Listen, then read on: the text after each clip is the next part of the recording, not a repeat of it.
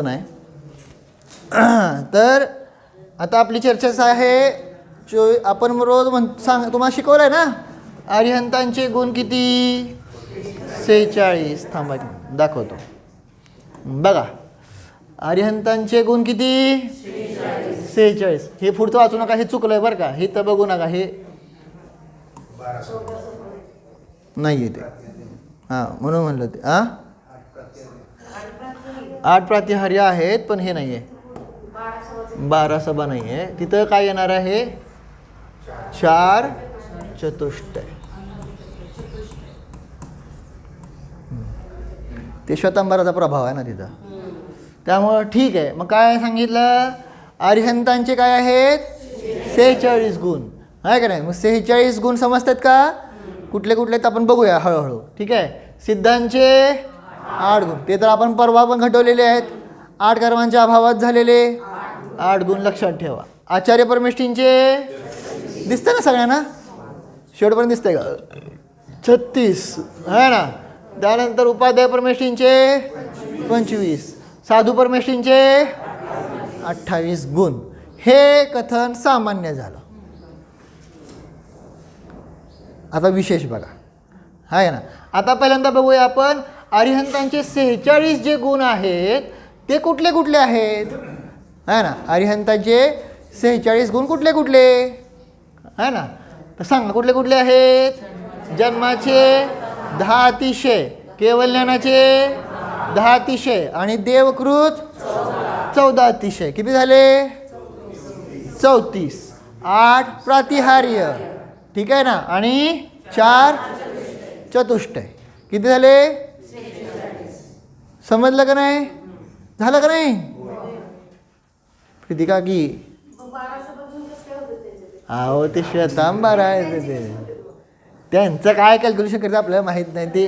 ते याचं उत्तर आहे त्यामुळं ते चुकले. काय माहीत आता त्यांनी काय कॅन्सल करतात आपलं काय ते नको. प्रयोजनभूत नाही आत्ता जे आपल्याला प्रयोजनभूत आहे ते हे सांगतोय. हे ए आयचं उत्तर आलेलं आहे त्यामध्ये चुकीचं काढलं आहे. ते मी दाखवतो तुम्हाला पुढे नंतर. आपलं मूळ बघा की आता इथं कॅल्क्युलेट हे केलेलं आहे ना, मला हे दाखवायचं आहे की जन्माचे 10, केवलज्ञानाचे 10, देवकृत 14, 8 प्रातिहार्य आणि 4 हे काय झाले अरिहंतांचे 46 गुण झाले का नाही. हां हां मग हे 46 गुण असतात का अरिहंतांमध्ये. हां मग 46 गुण कसे म्हणायचे. ते 28 गुणातला एक गुण नसेल तर साधू म्हणतो का आपण. सिद्धांमध्ये एक हां म्हणून ते सांगतो तुम्हाला. आता तेच ही सगळी चर्चा आलेली आहे शास्त्रामध्ये आहे ना, ते सांगणार तुम्हाला. आता समजलं का. तर अरिहंतांचे 46 गुण हे सामान्य कथन आलं. कसं काय पहिल्यांदा बघा आता आहे ना. इथं जाऊया आपण कुठले कुठले 46 गुण पहिल्यांदा ते स्पेशल बघूया, मग नंतर ती पुढं चर्चा पाहूया. काय सांगितले तीर्थंकरांचे अरिहंतापेक्षा 46 गुण सांगितले ना. जन्माचे 10 अतिशय कुठले कुठले आहेत. अतिशय सुंदर शरीर, हां हां पसीनारहित शरीर, मलमूत्ररहित, हां हितमित प्रिय वचन, अतुलनीय बल, दूध के समान सफ़ेद खून, शरीर में 1008 लक्षण, समचतुरस्त्र आणि वज्र ऋषभ नाराचं. ठीक आहे ना. हे काय सांगितले जन्माचे 10 अतिशय. आता म्हणा इथं दोनदा नाही झालं. हे अतिशय शरीर आहे आणि हे सुगंधित शरीर असं दोन आहेत. ते अतिशयाने युक्त हां तेच की सुंदर शरीर दिसायला आणि हे स्मेल. समजलं का नाही असं. पुढं केवल्यानाचे 10 अतिशय कुठले कुठले. भगवान के चारों ओर 100 योजन तक सुभिक्ष होणार. सुभिक्ष म्हणजे सगळे 100 योजनापर्यंत सगळं चांगलं असणार. केवल ज्ञान जिथं झालेलं आहे भगवंतांना कळलं का नाही. समोशरण जिथं आहे त्याच्या 100 योजन आसपास सगळं काय असणार वातावरण सुभिक्ष म्हणजे कुठलंही तिथं दुःख नाही आहे. सगळं चांगलं वातावरण, सगळं परफेक्ट, सगळे सुखी आहे ना. त्यानंतर धरती से 4 अंगुल ऊपर आकाश में गमन. पुढं 4 मुख का दिखना हे महत्वाचं आहे. भगवान एकच आहे, तोंड एकच आहे ते एकतर पूर्वेला असेल किंवा उत्तरेला असेल. कळलं का? परंतु तुम्ही जिकडून बघचाल, ज्या दिशेनं बघचाल त्या दिशेने भगवान दिसत आहेत. म्हणून ते 4 दिशेने, आणि त्याचं प्रतीक म्हणून आपण मानस्तंभ करतो, पण वास्तविक तसं करायला नाही पाहिजे. समजलं का नाही? वास्तविक भगवान किती आहेत? 4 नाही आहेत. 4 तोंड नाहीत त्यांना. कळलं का नाही? पॉईंट समजते का? आहे ना. म्हणून आपण नेहमी अरिहंतांची प्रतिमा कशी दाखवतो? एक मुखवालीच. कळलं का नाही? एक मुखाच्या अधिक नाही. मानस्तंभामध्ये 4 मूर्त्या बसवतो. है ना. काय? हां, नाही मानस्तंभात ते उल्लेख आहे, समोषणाचा आहे ना, त्यामुळे समोषणामध्ये 4 प्रतिमा असतात ना मानस्तंभामध्ये. ॲक्च्युली 4 पण नाही, जास्त असतात, पण 4 तर असतातच, आहे ना. त्याचं प्रतीक म्हणून काय केलं जातं? हां, ते बसवलं जातं. पण सांगायचा अभिप्राय की ते चतुर्मुखी जे आहे ना, तर ते 4 मुखी म्हणलं जातं, पण 4 मुख त्यांना नाहीत. भगवंतांना किती आहे? एकापेक्षा अधिक मुखवाली प्रतिमा, अरिहंत प्रतिमा नाही. कळलं का? काय पुढं भविष्य सगळं. हां, 4 दिशाओं 4 मुख का दिखना. पुढं 5वं काय सांगितलं? अदया का अभाव, म्हणजे दया नाही असं नाही आहे. पुढं उपसर्गाचा अभाव, उपसर्ग होत नाही. का उलाहार का अभाव, समस्त विद्याओं का स्वामीपना, नख केशों की वृद्धि, आँखों की पलकों को न झपकना, शरीर की परछाई नहीं पण. हे सगळे काय सांगितले? केवल ज्ञानाचे 10. हां, काय वेगळेत काय? आता ह्यांनी कुठल्या ग्रंथात घेतात काय माहिती नाही आहे का? बरं, असेल. आता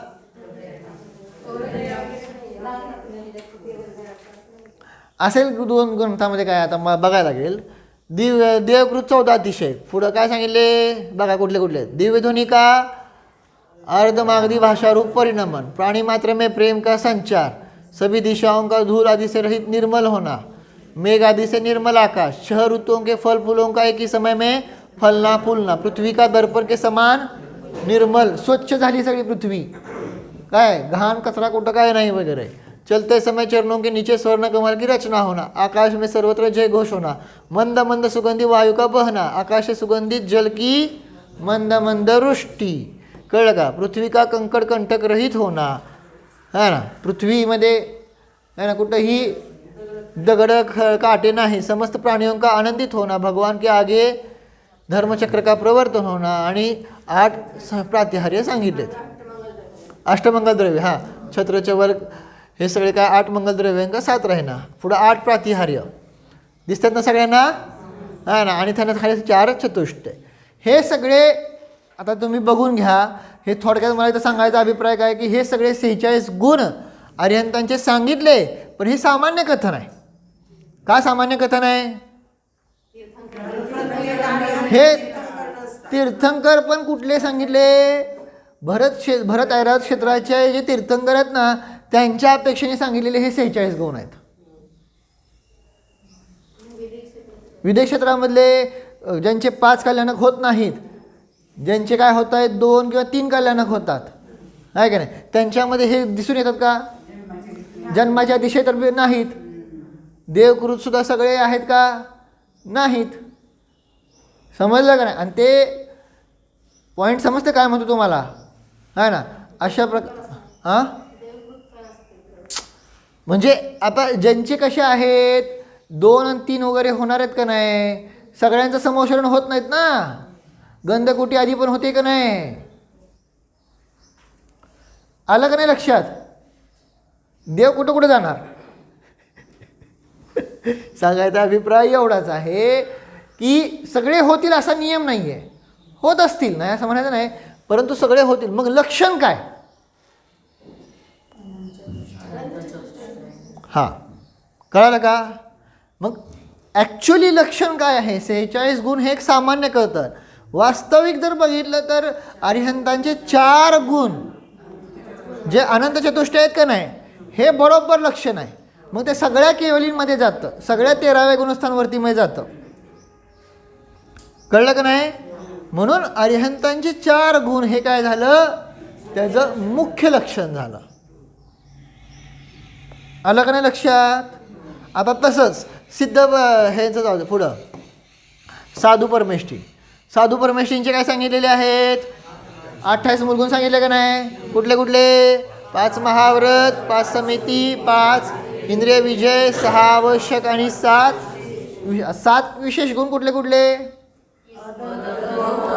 दात घासत नाहीत. पुढं हां नग्नता आहे. पुढं असना आंघोळ करत नाहीत. पुढं झालं की दात घासत नाही घेतलं की. हां केशलोच करणं.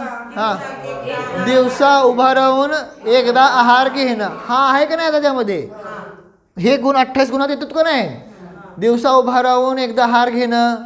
पण आता जे मुनी झालेले आहे, जसं बाहुबली होते का नाही, तप करत होते का नाही, त्यांनी एकदा तर आहार घेतला का? 5 समिती पाळल्या का?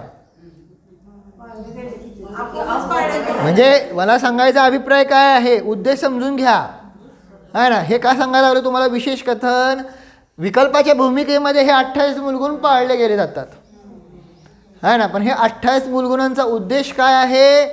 ज्ञानचेतना. म्हणजे ज्ञानचेतनेमध्ये काय आहेत?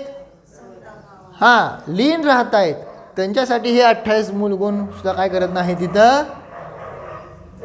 लागू पडत नाहीत हा ना. त्यामुळे एखादा गुण नसला तर चालतो तो कुठं?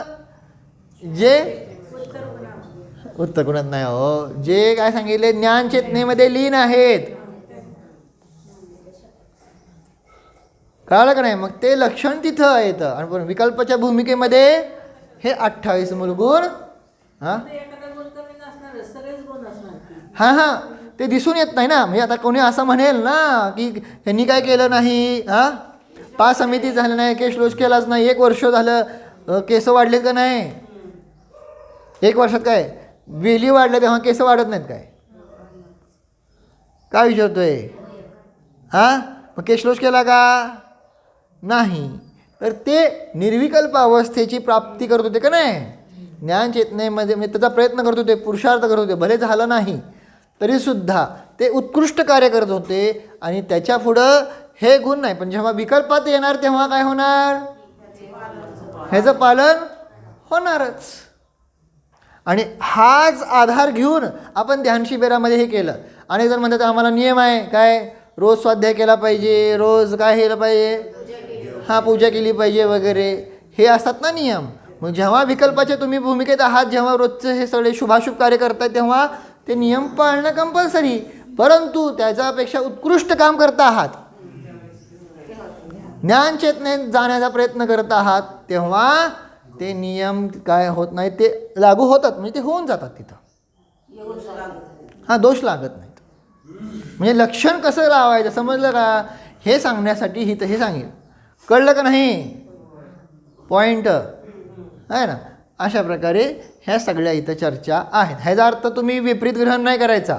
हां चला आज स्वाध्यायाचा नियम बुडवायचा असेल तर काय करायचं आपण? हां ध्यान उगं 2 मिनटं ध्यान करायचं, झालं, झाली पूजा, झाला माझा नियम, असं नाही. हां ते प्रमादाचं लक्षण झालं. स्वैराचार समजलं का नाही? असं विपरीत ग्रहण करू नका. उलटं त्यातनं काय लावायचं नाही आहे. आणि मी म्हणलं शेवटी जे उलटं लावतं त्यांचं काय होणार आहे? अधोगमन. असंही तसंही होणार. व्यवहार नाही ऐकला तरी ते उलटं लावणार, निश्चय नाही ऐकला तरी उलटंच लावणार. कळलं का नाही? कारण ज्याची जशी मती हां किंवा जशी गती तशी मती. कळलं का नाही? त्याला व्यवहार नाही, निश्चय नाहीची काही चूक नाही. समजलं का नाही? असं सांगायचा अभिप्राय एवढाच. अशा प्रकारे ही सगळी चर्चा आपण इथं सामान्य कथनातनं बघितलेली आहे. ठीक आहे. हो आता हेच